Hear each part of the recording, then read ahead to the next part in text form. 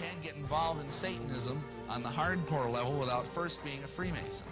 And so I found someone, I was sponsored into the Masons, and I became a first, second, third degree Mason. The other thing I had to do, and this might astonish some of you, is I had to become a Catholic priest. I had to go back to my original vocation, because you cannot be a satanic priest unless, first of all, you're a Catholic priest. And if that surprises you, I just suggest that you go and you read some of the medieval literature. Amongst occult insiders, Lucifer is the true Son of God. Jesus is a second son who was defeated by the first one who had been thrown out. So Lucifer is the true luminary, the victor in the battle, and will be the one who will be worshipped at the end of time. That is occult doctrine. That's always been the doctrine of the Kabbalah, the Kabbalist doctrine, and it has been the doctrine of Gnosticism. You've got to understand that the Masonic order is like an onion. It stinks. No, more to it than that. An onion has layer after layer after layer after layer. And the outer layers don't know what's going on in the inner layers. This is the way secret societies are designed. This is the way cults are designed. That's why the typical Mason doesn't have a clue about anything that I'm talking about tonight. And if you're a Mason sitting here tonight and you're saying, this guy is full of beans, let me tell you, I know whereof I speak. And this is something very important that you need to understand. If you know someone who's a Mason, or if you yourself are a Mason, realize that when you kneel at the altar of Masonry as an entered apprentice, and you take that oath, you are adopted into the family of Lucifer at that moment. Now, you don't probably know that. I did. But most people don't even know that. When the Mason learns that the key to the warrior on the block is the proper application of the dynamic dynamo of living power, he has learned the mastery of his craft. The seething energy of Lucifer are in his hands. Manly Palmer Hall, high Masonic form. The devil is now called darkness by the church, whereas in the Bible he's called the Son of God, Lucifer, son of the morning. One quote after the other. And here's the other quote, Blavatsky, Secret Doctrine. Jehovah, esoterically, is also the serpent or dragon. I'm not saying it. The highest source in occultism is saying it. That tempted Eve, and the dragon is an old glyph for astral light, which is wisdom in chaos. So, esoterists turn everything upside down. Here she writes in Secret Doctrine, the great serpent of the Garden of Eden and the Lord God are identical. They're Luciferians, you see. And so are Jehovah and Cain 1, the Cain who is referred to in theology as the murderer and the liar. So the God of the Bible is the murderer and the liar, and the serpent is exalted. That's secret esoteric teaching, only known to the adepts. Here another quote from Secret Doctrine. The appellation Satan in Hebrew, Satan, an adversary, to be adverse belongs by right to the first and cruelest adversary of all the other gods, Jehovah, not to the serpent who spoke only words of sympathy and wisdom. And it is the worst, even in the dogma, the adversary of man. See? So the bad guy is Jesus. The good guy is Satan. Therefore, Jehovah was called by the Gnostics the creator of and one with Ophiomorphos, the serpent, Satan. They turn it upside down. I'm not making this up. He's known as the supreme architect of the universe. This is all quotes. Who has promised that we shall never, never die. This is a Masonic source which blows them out of the water. What do they call their deity? The supreme architect of the universe. But he's the one who said you will never, never die. Which one said that? The serpent said it. So the poor Masons in the lower ranks don't know these things. Here's another one from Morals and Dogma, just to make sure that you see that I'm not making this up. The deity of the Old Testament is everywhere represented as the direct author of evil. I hereby promise to Lucifer, my soul, the secret teaching of all ages, mainly Palmer Hall. And who isn't allowed to know the truth about Masonry? Well, we must create a super right which remains unknown. Only some may know these things and others not. This is Edward Alexander Crowley, also known as Aleister Crowley. He styled himself the wickedest man in the world. He believed himself to be the great beast, and he changed his name to Aleister Crowley so it would add up in both English, Hebrew, and Greek Kabbalah as 666. In 1904, Crowley had a communication with an extraterrestrial being named Ewas. And this being, through his wife, kind of a channeling type operation, brought forth a book that was called the Book of the Law in 1904. And this book declared that the slain and risen God had stepped off the throne and that a new God, the crowned and conquering child, was taking his place. He was a brilliant genius. He could play 8 chess games blindfolded. He was an accomplished poet, mountaineer, painter, writer. He had so many Masonic degrees that you could fill up 5 pages of a book with them. This guy was probably the most highly honored Mason in the world. And he began doing rituals to bring forth this crowned and conquering child. And he began to start what he called the cult of the fascinating child. And in doing this, he uncovered, without knowing it, the royal secret of Masonry. And what happened was, a gentleman came knocking at his door after he published a book. And in this book, it was a book of poetry, and in the book he had made an allusion to something. And this guy, his name was Theodore Royce.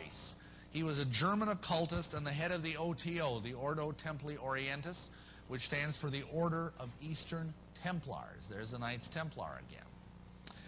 And this Theodore Royce told Crowley that he had given away the greatest secret in occult history. And Crowley said, "What do you mean? I don't even understand it." So the guy promptly initiated him on the spot to the 9th degree of the OTO and then explained the secret to him. And you're about to learn what this secret is.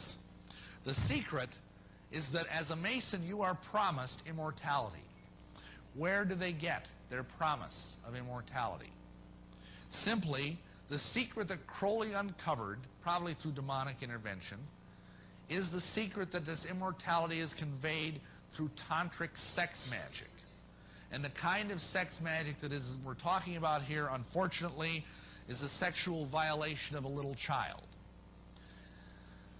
Crowley taught that the way you could live forever was by vampirizing little children sexually.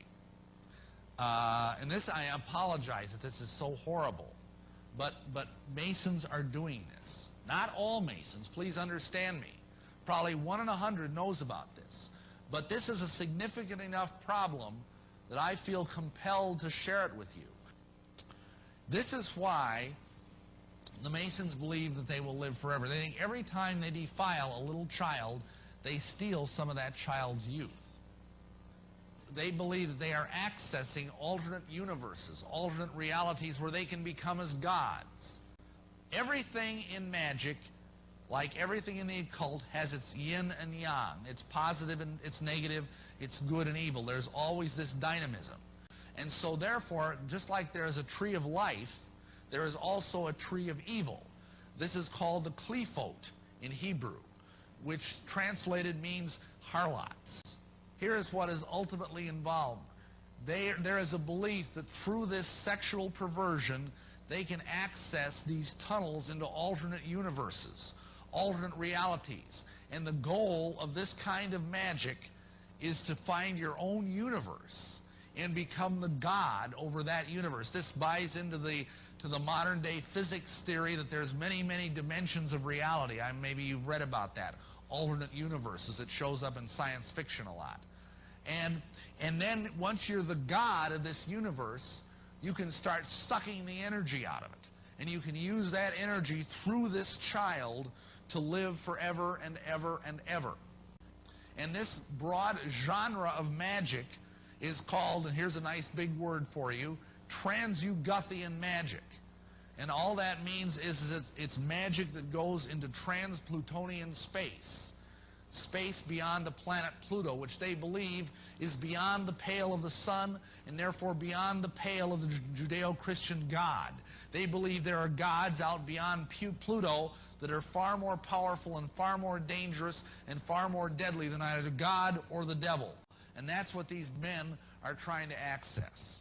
I mean, this is such a problem that we are actually, I now know of 5 national support groups that are helping people that are survivors of Masonic ritual abuse. You come from generations of ritualistic abuse? Yes, my family has an extensive family tree, and they keep track of who's been involved and who hasn't been involved. And it's gone back to like 1700. And so you were... Right. I was born into a family that believes in this. And does everyone else think it's a nice Jewish family? From the outside, you appear to be a nice Jewish girl? Definitely. And you all are worshiping the devil inside the home? Right. There's other Jewish families across the country. It's not just my own family. Really? Well, when you were brought up in this kind of evilness, did you just think it was normal? I've blocked out a lot of the memories I had because of my multiple personality disorder. But yes, I mean, it's like if you grow up with something, you think it's normal. Mm-hmm. I always thought So what kinds of things? You don't have to give us the gory details, but what kinds of things went on in the family? Well, there would be rituals in which babies would be sacrificed, and you would have to, you know... Whose babies? There were people who bred babies in their family. No one would know about it. A lot of people were overweight, so you couldn't tell if they were pregnant or not, or they would supposedly go away for a while and then come back. You witnessed the sacrifice? Right. When I was very young, I was forced to participate in that, in which I had to sacrifice an infant. And the purpose of sacrifice is to what? Is to bring you what? What are you sacrificing for? For power. Uh-huh. Power. And so, were you ever used? Were you ever used yourself? I was molested. I was raped several times. Mm-hmm. And what's your mother doing? She's... In all of this? What's her role in all of this? I'm not exactly what her role is. I haven't, recovered all of my memories, but her family was extremely involved. Mm-hmm. She brought me to it. Mm-hmm. Both of my parents brought me to it. And she's an upstanding citizen. Nobody would suspect her. Were you raised with a sense of right and wrong, Rachel? Yeah. I mean, it's like I had both. I mean, to the outside world, everything we did was proper and right, and then there were the nights that things changed, that things just got turned around. What was wrong was right, and what was right was wrong. There's a book that I had just come across called Lilith's Cave, which is a book of Jewish mysticism and supernatural, and there's a lot in that book that relates to what I endured when I was a child. There is great satisfaction that comes from being part of a group that shares traditional values, that believes in the brotherhood of man, and in doing good works just for the satisfaction of doing them. That's what it means to be a Mason.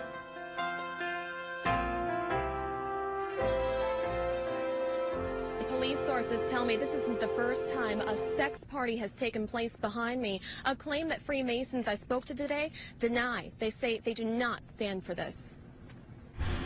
It's a secretive organization sitting right next door to the Battle Creek Police Department and the county courthouse.